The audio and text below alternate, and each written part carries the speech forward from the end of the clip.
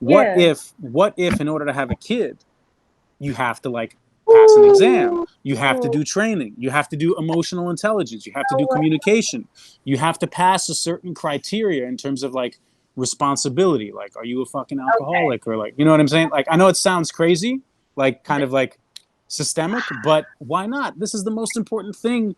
You're responsible for a kid's life who's going to be responsible for other people's lives, who's going to be influencing other people's lives, right? A powerful statement you just said there, Danny. Like for real. And there's a lot of people out here having children and they're not qualified to have children, right? And when we have these children, and that's where those generational curses continue to keep happening because of unqualified parenting. And it also stems from not being healed, not Yeah. healing. Is not being healed. Basically, we got to do the healing. Yeah, but We that's have to do difficult. You this. understand, like, not that. I mean, I think there's a small percentage of the population that's even interested, and there's an even smaller one that actually goes through the process of healing those things. And you could spend 10,000 hours with a psychologist. You could do psychedelics. I mean, there's a lot of different ways to do it.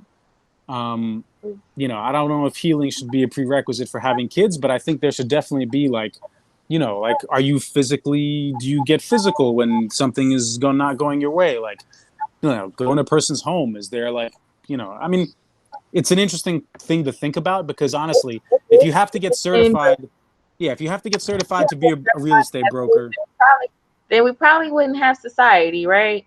If you have to get certified to have kids, because there's a whole lot of people out here that weren't certified, that came from uncertified families that's that true. did something for themselves. That's true. So That's true. And that's why it's an interesting dichotomy yeah, because you do have the amount and the percentage of people that have like, came from nothing and done amazing great things based and maybe the if they fact.